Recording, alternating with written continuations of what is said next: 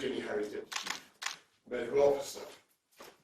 Yesterday I set out the ambition of this government to turn the tide against coronavirus within 3 months, and I want to repeat that determination today. We're going to do it with testing, we're going to do it with new medicines and new digital technology that will help us to see the disease as it is transmitted, and thereby, by illuminating it, to stamp it out. And above all, now we're going to defeat this disease with a huge national effort to slow the spread by reducing unnecessary social contact. And I want to thank everybody for following the guidance we issued on Monday to stay at home for 7 days if you have the symptoms, for 14 days if anyone in your household has either of the symptoms, a new continuous cough or a high temperature, to avoid pubs, bars, clubs and restaurants, to work from home if at all possible,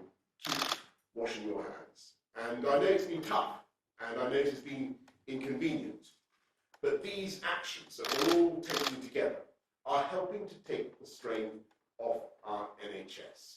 And bit by bit, day by day, by your actions, your restraint and your sacrifice, we are putting this country in a better and stronger position where we will be able to save literally thousands of lives of people of all ages, people who don't deserve to die now, people whose lives can, must and will be saved. And as we take these actions together, as we make these sacrifices, we can see the impact on the real economy already. Fantastic British companies already under huge strain, big and small.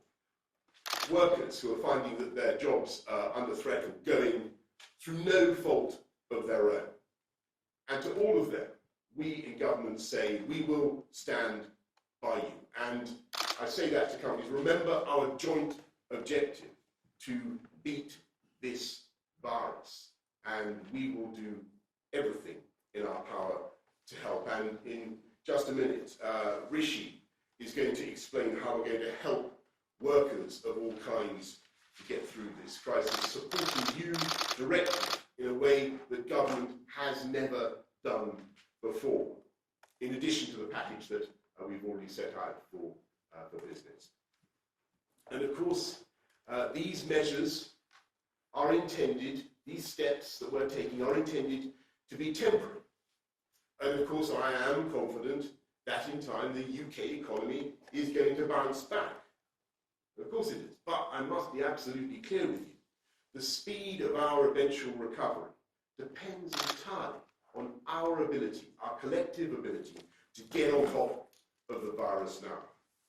And that means we have to take the next steps on scientific advice, and following our plan, we are strengthening the measures announced on Monday, which you will remember. And already people made a huge effort to comply with those measures for avoiding unnecessary social contact, but we need now to push down further on that curve of transmission between us. And so, following an agreement between all the 4 nations of the United Kingdom, all the devolved administrations, we are collectively telling cafes, pubs, bars and restaurants to close tonight as soon as they reasonably can, and not to open tomorrow. Though, to be clear, they can continue to provide take-out services. We're also telling nightclubs, theatres, cinemas, gyms and leisure centres to close on the same timescale. Now, these are places where people come together, and indeed the whole purpose in many cases of these businesses is to bring people together. But the sad thing is, I'm afraid today, for now, at least physically, we need to keep people apart. And I want to stress that we will review the situation each month to see if we can relax any of these measures. And listening to what I have just said, some people may, of course, be tempted to go out tonight. And I say to you, please don't. You may think that you're invincible, but there is no guarantee that you will get mild symptoms, and you can still be a carrier of the disease and pass it on to others. So that's why, as far as possible, we want you to stay at home. That's how we can protect our NHS and save lives. I know, to repeat, I know how difficult this is and how it seems to go against the freedom-loving instincts of the British people. And I also know how much right now workers and business deserve the financial reassurance that we are giving. But we will get through this. We will get through it together, and we will beat this virus. And to round that point home, the more effectively we follow the advice that we are given, the faster this country will stage both a medical and an economic recovery in full. Thank you all very much. I'm going to pass now to Rishi, who's going to explain explain the financial support for workers. Thank you, Prime Minister. Good afternoon. The economic intervention that I'm announcing today is unprecedented in the history of the British state. Combined with our previous announcements on public services and business support, our planned economic response will be one of the most comprehensive in the world. Let me speak directly to people's concerns. I know that people are worried about losing their jobs, about not being able to pay the rent or mortgage, about not having enough set by for food and bills. I know that some people in the last few days have already lost their jobs. To all those at home right now, anxious about the days ahead, I say this: you will not face this alone. But getting through this will require a collective national effort, with a role for everyone to play: people, businesses, government. It's on all of us. To meet our commitment to that effort, I am today announcing a combination of measures unprecedented for a government of this nation. Our plan for people's jobs and incomes will protect people's jobs, offer more generous support to those who are without employment, strengthen the safety net for those who work for themselves, and help people stay in their homes. The first part of our plan is to protect people's jobs. This week, the government has taken unprecedented steps to fight the coronavirus. We have closed schools. We have told people to stay at home to prevent the spread of infection. We are now closing shops, restaurants, bars. Those steps are necessary to save lives. But we don't do this lightly. We know these measures will have a significant economic impact. I have a responsibility to make sure that we protect as far as possible people's jobs and incomes. Today, I can announce that for the first time in our history, the government is going to step in and help to pay people's wages. We're setting up a new coronavirus job retention scheme. Any employer in the country, small or large, charitable or non-profit, will be eligible for the scheme. Employers will be able to contact HMRC for a grant to cover most of the wages of people who are not working but are furloughed and kept on payroll rather than being laid off. Government grants will cover 80% of the salary of retained workers up to a total of £2,500 a month. That's just above the median income. And of course, employers can top up salaries further if they choose to. That means workers in any part of the UK can retain their job even if their employer cannot afford to pay them, and be paid at least 80% of their salary. The Coronavirus Job Retention Scheme will cover the cost of wages backdated to March the 1st, and will be open initially for at least 3 months, and I will extend the scheme for longer if necessary. I am placing no limit on the amount of funding available for the scheme. We will pay grants to support as many jobs as necessary. And can I put on record my thanks to the Trades Union Congress, the CBI, and other business groups for our constructive conversations. We said we would stand together with the British people, and we meant it. We have never had a scheme in our country like this before, and we're having to build our systems from scratch. I can assure you that HMRC are working night and day to get the scheme up and running, and we expect the first grants to be paid within weeks, and we're aiming to get it done before the end of April. But I know that many businesses are hurting now. I've already taken extraordinary measures to make cash available to businesses through loans, grants, and guarantees. I can announce today that the Coronavirus Business Interruption Loan Scheme will not be interest-free as previously planned for 6 months. It will now be interest-free for 12 months. And thanks to the enormous efforts of our critical financial services sector, those loans will now be available starting on Monday. And I will announce further measures next week, on top of those the Governor and I have already taken to ensure that larger and medium-sized businesses can also access the credit they need. I'm also announcing today further cash flow support through the cash tax system. To help businesses pay people and keep them in work, I'm deferring the next quarter of VAT payments. That means no business will pay any VAT from now until the end of June, and you will have until the end of the financial year to repay those bills. That is a direct injection of over £30 billion of cash to businesses, equivalent to 1.5% of GDP. Let me speak directly to businesses. I know it's incredibly difficult out there. We in government are doing everything we can to support you. We're paying people's wages up to 80% so someone can be furloughed rather than laid off to protect their jobs. We're deferring over £30 billion of taxes until the end of the financial year. We're lending unlimited sums of money, interest-free, for 12 months. We're abolishing business rates altogether this year if you're in hospitality, retail and leisure. We're providing cash grants of £25,000 for small business properties. The government is doing its best to stand behind you, and I am asking you to do your best to stand behind our workers.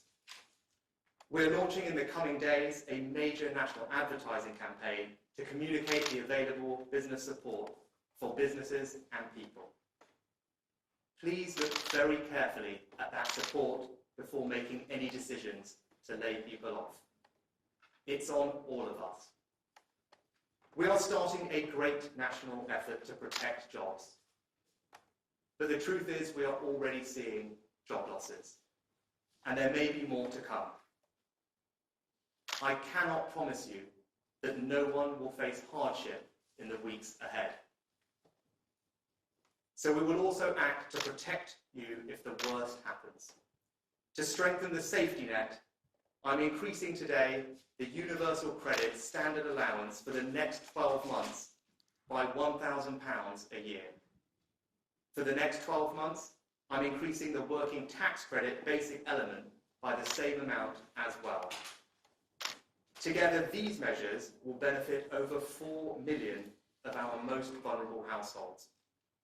And I'm strengthening the safety net for self-employed people too, by suspending the minimum income floor for everyone affected by the economic impacts of coronavirus. That means self-employed people can now access in full universal credit at a rate equivalent to statutory sick pay for employees. Taken together, I'm announcing nearly £7 billion of extra support through the welfare system to strengthen the safety net and protect people's incomes.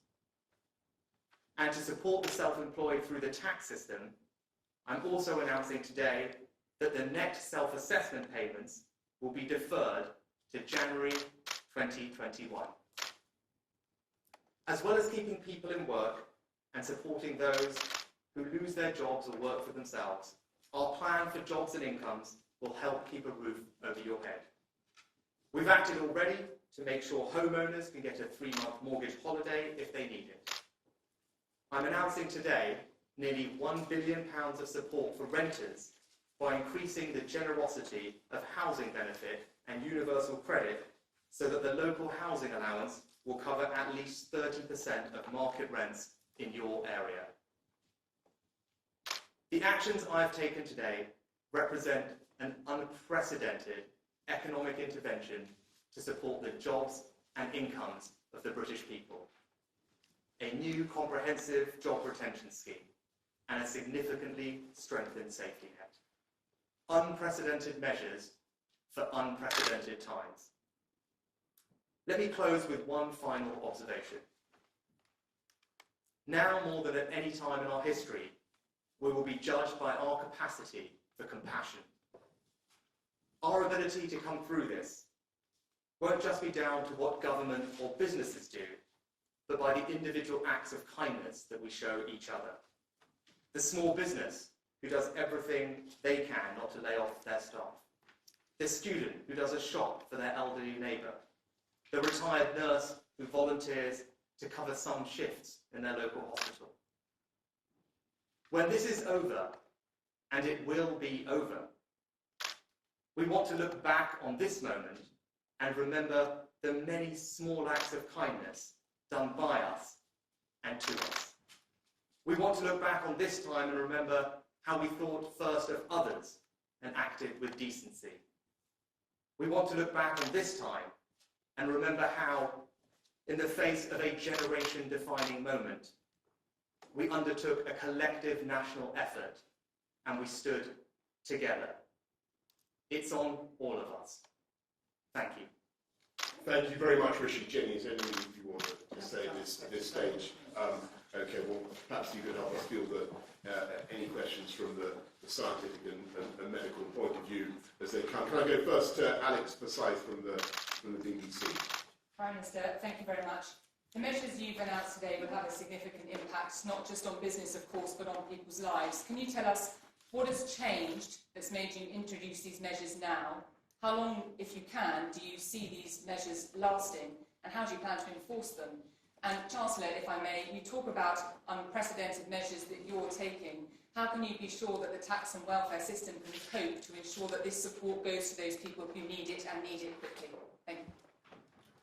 Thanks. Well, Alex, what we're doing today is really enforcing what we set out in the fourth part of our advice on Monday. I think people made a huge effort in the last 4 or 5 days to comply. We saw big reductions in people attending a lot of pubs across the country. A lot of effort was made by people to reduce unnecessary social contact, as we said. But it was becoming clear that in order to drive that curve down, to reduce the unnecessary social gatherings by 75%, which is what the science tells us we need to do to have an impact on that curve, then we need now to be making it absolutely clear that we're going to enforce these closures, and so that's the pubs, bars, clubs, and so on that I mentioned, in addition to gyms, leisure centres, and so on. Now, how are we going to enforce it? Well, clearly there are licensing arrangements that will make it, I think, relatively simple to do. Should that really be necessary? I think in reality, we will enforce it strictly, but in reality, I think everybody can see the imperative of doing what is necessary, of protecting our NHS and saving lives. Richard. Alex, you're absolutely right to ask the question. I think when I was here earlier, I said it's all very well. It's easy for me to stand here and announce things, but I want to make sure that the help I'm announcing can get to the people that we want to benefit from it. And so that's why, as we've thought about what we're doing, there are various ways you can design job support schemes, and there are various ways that we can get extra money into our welfare system to strengthen the safety net. We have deliberately focused on scheme design and particular policies that we know are easy to operationalise quickly. And there are many ideas that people have about how to do all these things, and we've been looking through all of them. But I would put on record my thanks to the staff at HMRC and the Department for Work and Pensions They themselves will be under enormous operating pressure over the coming weeks and months, like all of us and every business. So as I said, we specifically designed this scheme to work in a way that minimises the operational complexity, and similarly with the welfare interventions that we've made, we have deliberately picked those that are absolutely the easiest and most straightforward and require the least manual intervention. Thanks, Rishi. Larissa Brown, Daily Mail.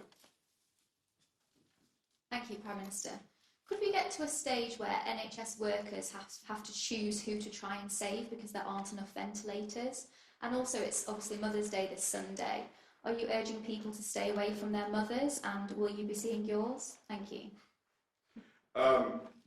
On the first question about clinical judgments, doctors in the NHS, clinicians in the NHS already make very difficult judgments, but our objective, the objective of this whole campaign, is to ensure that we flatten the curve, as we've been saying repeatedly over the last couple of weeks, we flatten the curve, but also that we lift up the line of NHS resilience and capabilities. That means there's a massive effort going on right now to ensure that we do have enough ventilators, enough ICUs to cope. But that is why it's so vital that people follow the measures that we've outlined. And as for Mother's Day, look, I think my advice would be that people should really think very carefully about, irrespective of whether they're visiting their mothers, any elderly person who may be in a vulnerable group. Doesn't matter if they're necessarily over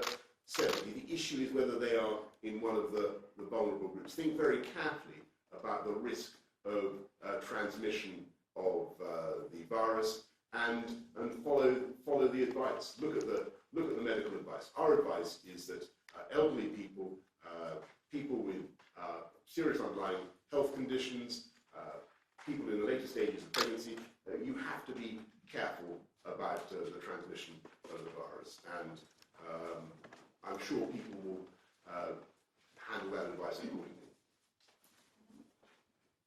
And I'm in regular contact with all members of my family, but I'll be working very hard on Sunday, I can tell you that much.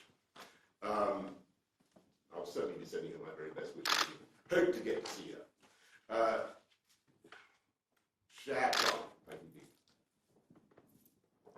Prime Minister, there's been an escalation in the measures that you've been recommending and advising and now ordering. Are we going to get to a stage where there are further measures that you consider, including potentially limiting transport and movement of people around the country?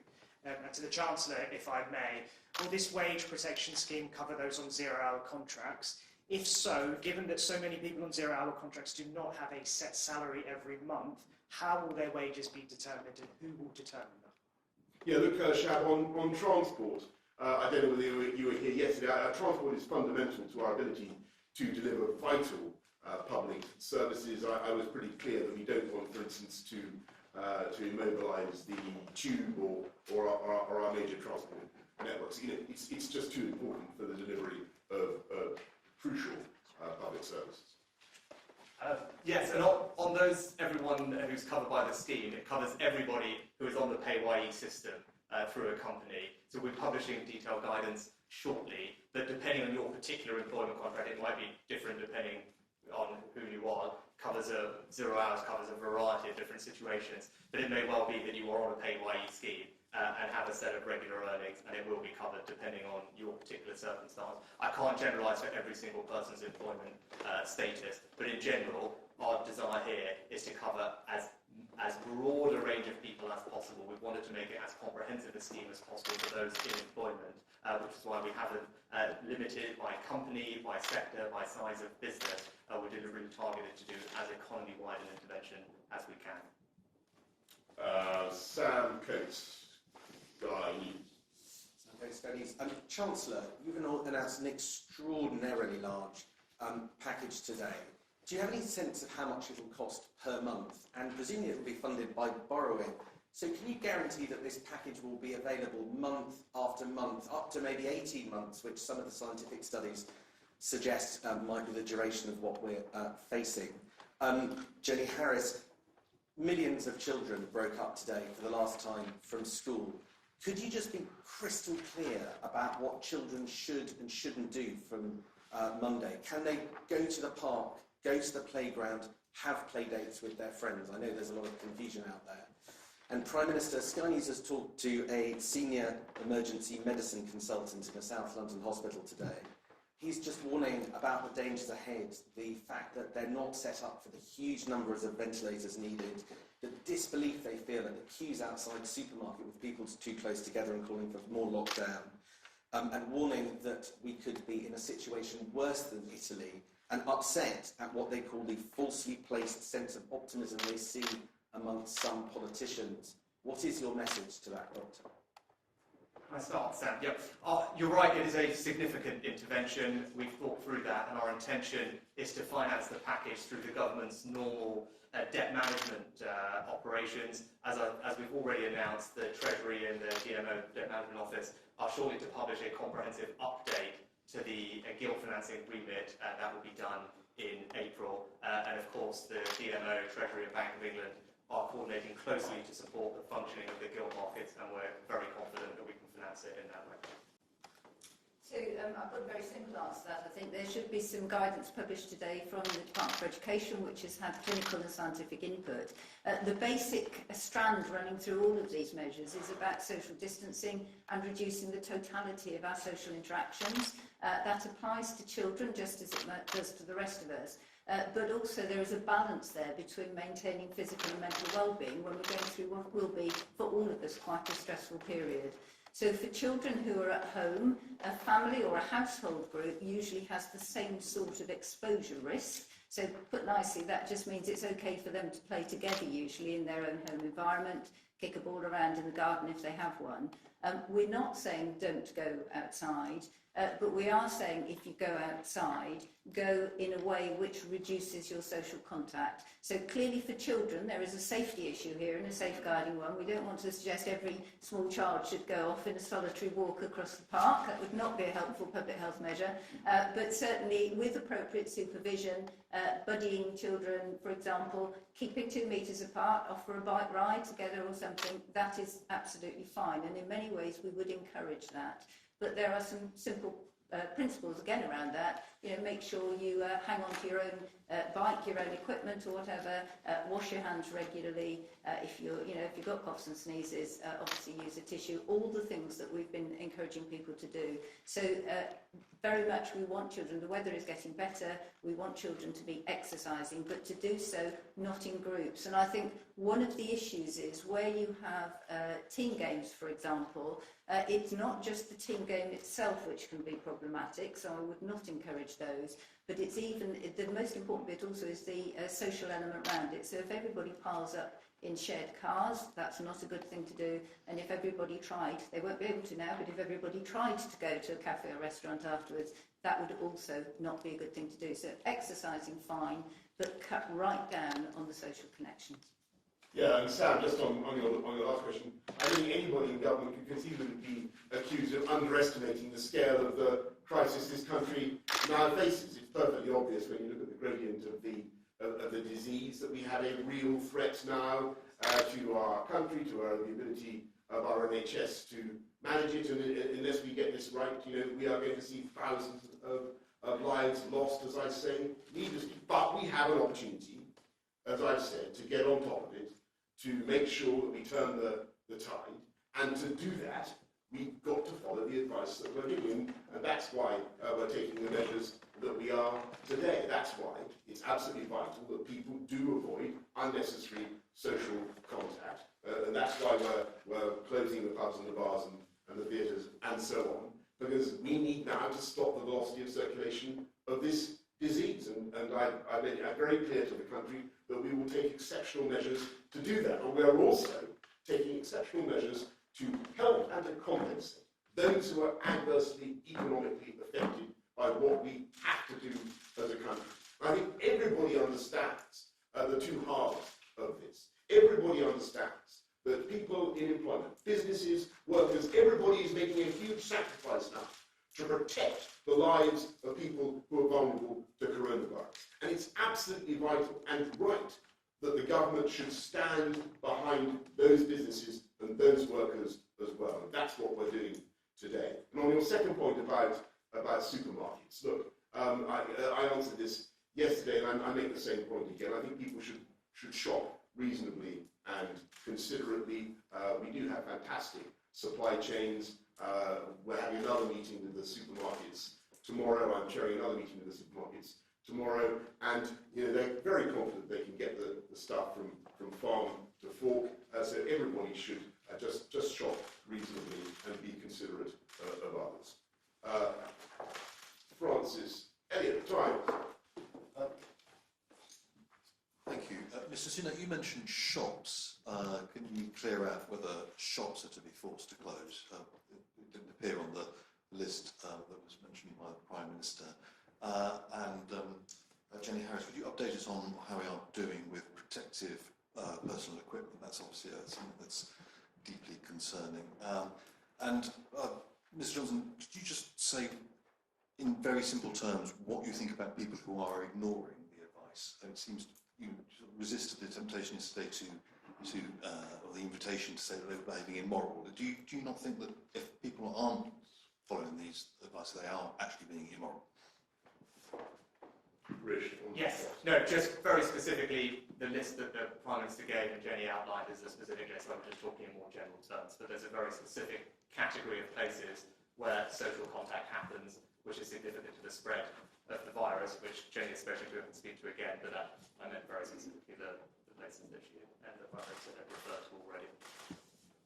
So it's very much those areas where people are gathering for social reasons. So in many ways, they're almost encouraging the spread of disease simply by virtue of those establishments. So restaurants, cafes, bars are where you're meeting, but we recognise how difficult this is for people's lives. So having take-out facilities or the opportunity to convert some of those means that food supplies will continue, and that applies very much to supermarkets, obviously, and other shops. So it's leisure centres. If you are exercising outside, that is fine, but inside is not appropriate. So the leisure centres will close. So it's areas you can imagine where you're going purposefully for social gathering, which are the ones that we're most keen to reduce the social interactions. Yeah, sorry, PPE. Sorry, PPE, yes. PPE. So the country has a perfectly adequate supply of personal protective equipment, PPE at the moment, that encompasses quite a wide range of different gowns, masks, gloves, all sorts of things. There have been, I think, some differential deliveries, if you like, in some areas, which has caused a degree of concern recently. That is completely resolved now.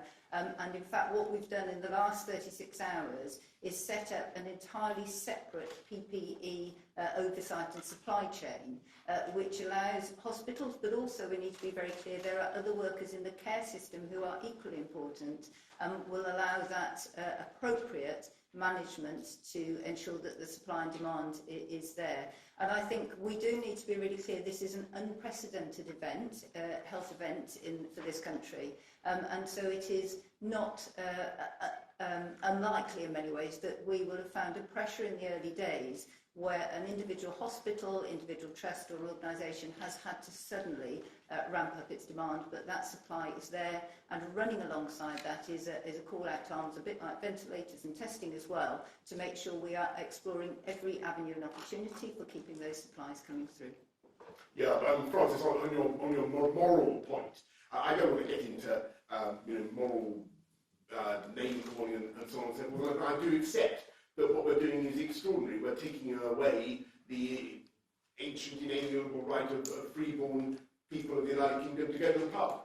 And I can understand how people feel about that. But I say to people who do go against the advice that we're getting, the very clear advice that we're getting from our medical and scientific experts, you're not only putting your own life, the lives of your family at risk, you're endangering the community, and you're making it more difficult for us to get on and protect the NHS and save lives. And if you comply, if people comply, as I say, then we will not only save lives, thousands of lives, but we'll come out of this thing all the faster. Tom, you've done the sun. Thank you, Prime Minister. By closing pubs, restaurants, clubs, etc., is there not a considerable risk that what you'll therefore do immediately is push maybe many young people into their own homes? They'll just have big parties. You're not going to ban parties, or are you? And what is your advice to young people not to gather in groups of 100 and drink the same amount behind closed doors? And Chancellor, if you don't mind me asking, the one element of society fears you've missed out with all this is charities, the voluntary sector. Though you're covering their wages, charity income is down 40% since the start of this in only a couple of weeks. They've asked you for a bailout as well. Will you now consider that? Tom, thank you. So, in terms of support for the charity sector, the significant business rates relief schemes that we operated in the last week or two will certainly benefit them, which will have direct cash flow benefit to them, and they are covered by today's intervention, which I would underscore is significant. In terms of more support for voluntary and community groups, that's something that I'm actively talking to the Secretary of State for Communities for, and especially as we try and look after the most vulnerable in our communities, it may well be that we should increase funding for local voluntary community groups to help with that, and that's something that we're actively looking at. But just to underline more broadly, the scheme that I've outlined today is unprecedented in scope and scale for a British government, and it is an enormous commitment by us to British jobs and British workers. This is going to be difficult, but we are with you through this, and we are doing absolutely everything we can to support your jobs and to support your incomes through this time. Yeah, and Tom, on your point about young people, obviously we can't forbid every form of socialising between human beings. Of course we're not doing that, but on the other hand, what we are saying is that the risk is, not just for young people, the risk is that they will become vectors of the disease for older relatives with potentially fatal consequences. And we ask people to think about that. And that's why we're taking the steps that we're taking, the decisive steps we're taking in respect of places that actually invite people to socialise. That's why we've issued very strong advice that we have. And I really hope everybody takes it. I'm afraid we have to wrap up now because we've got more things to go and weigh and do. But two important things that I hope you'll take away from today, two important bits of news. Yes, we are telling pubs, bars, restaurants, clubs to close, gyms, leisure centres. We're telling them to close. And it's a huge wrench to do that. Everybody understands that. It's a huge wrench. And it's heartbreaking to think of the businesses that will face difficulties as a result of the measures this country has had to take. But that is why we are also simultaneously announcing a quite exceptional package of support, and not just for businesses, but for individual workers. And our message to business is that we will stand behind you, and we hope that you will stand behind your workers. And to the country, this time it is different. We all remember what happened in 2008. This time we want to make sure, as we heal the economic damage that this is causing, that we put the people first. Thanks all very much.